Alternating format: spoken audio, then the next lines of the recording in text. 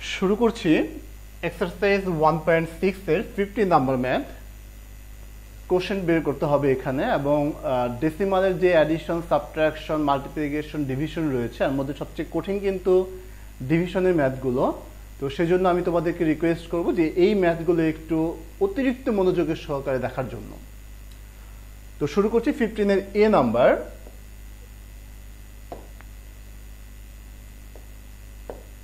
এ নাম্বারে রয়েছে 9.75 ডিভাইড 25, অর্থাৎ 25 দিয়ে আমাদের ডিভাইড করতে হবে 9.75 কে।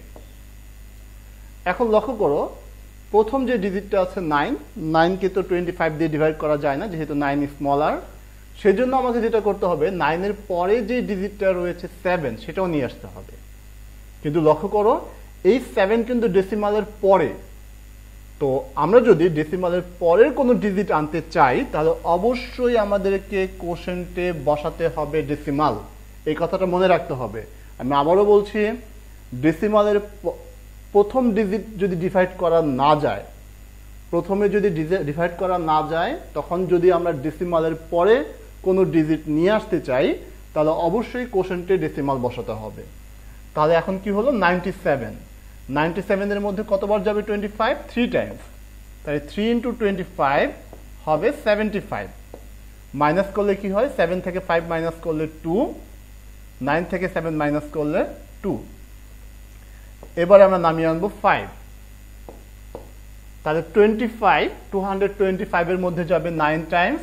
9 × 25 অর্থাৎ 9 দিয়ে 25 কে যদি মাল্টিপ্লাই করি তাহলে হবে 225।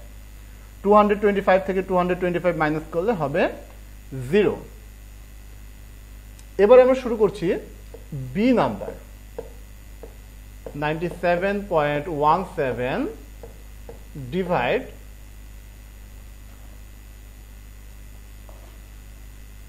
0123, ডেসিমাল 0123। আমরা কিন্তু এই ডিভাইডটিকে এভাবেও লিখতে পারি, অর্থাৎ 97.17 তার নিচে ডেসিমাল 0123। এবারে যদি আমরা ডেসিমালগুলো উঠিয়ে দিতে চাই, ডেসিমাল উঠানোর রুলস কিন্তু আমরা অলরেডি শিখেছি।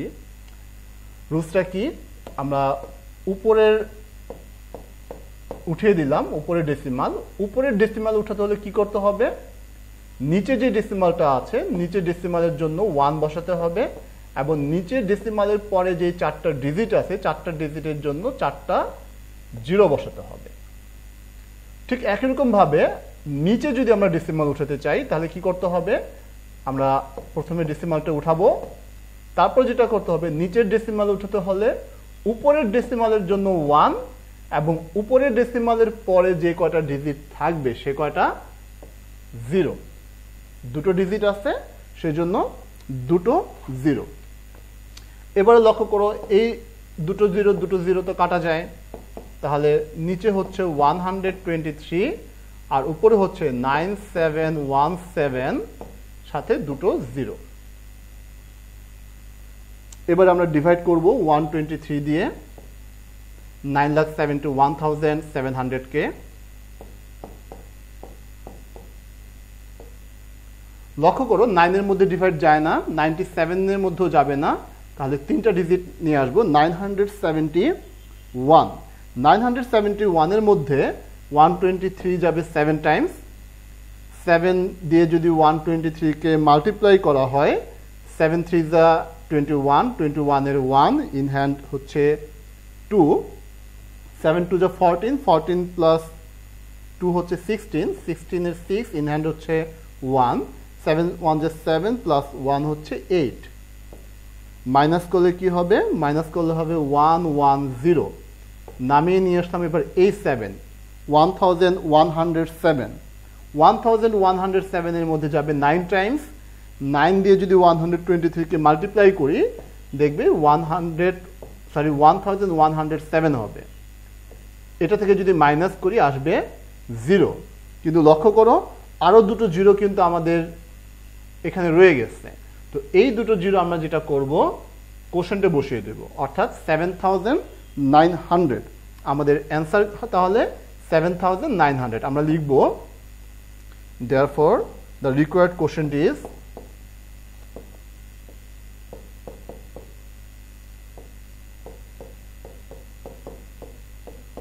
the required quotient is 7900 তাহলে এ এবং বি নাম্বার হয়ে গেল আমরা এবারে করব সি নাম্বার আমরা সি নাম্বার করার জন্য এই লেখাগুলো ইরেজ করে দিচ্ছি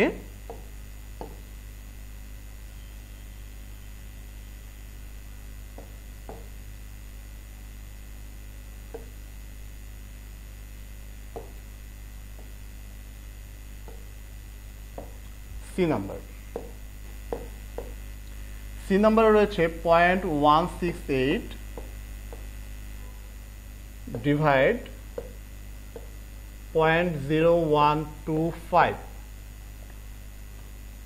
ঠিক একই রকম ভাবে আগের অঙ্কটির মতো আমরা এটাকে এইভাবে লিখতে পারি 0.168 ডিভাইডেড বাই 0.0125 এবারে যদি ডেসিমাল উঠাতে চাই তাহলে উপরে 168 নিচে 125 নিচের ডেসিমাল উঠাতে হলে উপরের ডেসিমাল উঠাতে হলে নিচের ডেসিমালের জন্য 1 বসাতে হবে এবং ডেসিমালের পরে 4টা ডিজিট সেজন্য 4টা 0 বসাতে হবে ঠিক একই রকম ভাবে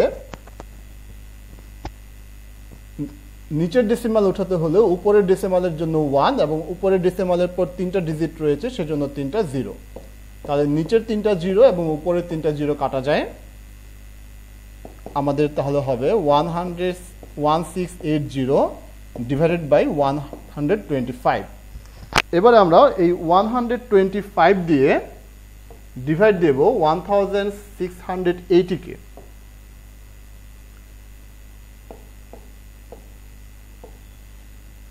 168 এর মধ্যে ডিভাইড যাবে 1 টাইম 1 into 125 125 যদি মাইনাস করি 8 থেকে 5 মাইনাস করলে হবে 3 6 থেকে 2 মাইনাস করলে হবে 4 নামিয়ে নিয়ে আসলাম এই 0 430 430 এর মধ্যে যাবে 3 টাইমস 3 into 125 হবে 375 এবারে যদি মাইনাস করি 10 থেকে 5 মাইনাস করলে 5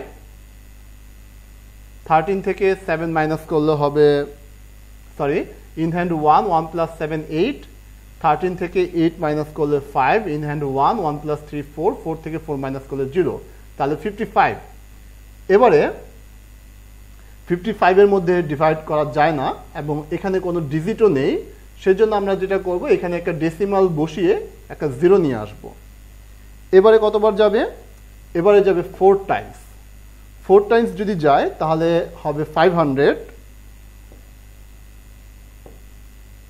4 into 125 500 যদি মাইনাস করি তাহলে হবে 50 দেখো এখনো কিন্তু ডিজিট চলে আসছে তো এই 50 এর মধ্যে ডিভাইড করা যায় না তো যেহেতু যায় না আমরা একটা 0 বসাতে পারি আগে 0 প্রথমবার 0 আনার জন্য কিন্তু ডেসিমাল বসাতে হয় কিন্তু সেকেন্ড টাইম যখন 0 আনবো তখন কিন্তু আর ডেসিমাল বসাতে হবে না তাহলে 500 এই 500 এর মধ্যে যাবে আবার 4 টাইমস তাহলে 4 into 125 হবে 500 500 থেকে 500 মাইনাস করলে 0 তার মানে আমাদের কোশেন্ট হচ্ছে 13.44 আমরা লিখব therefore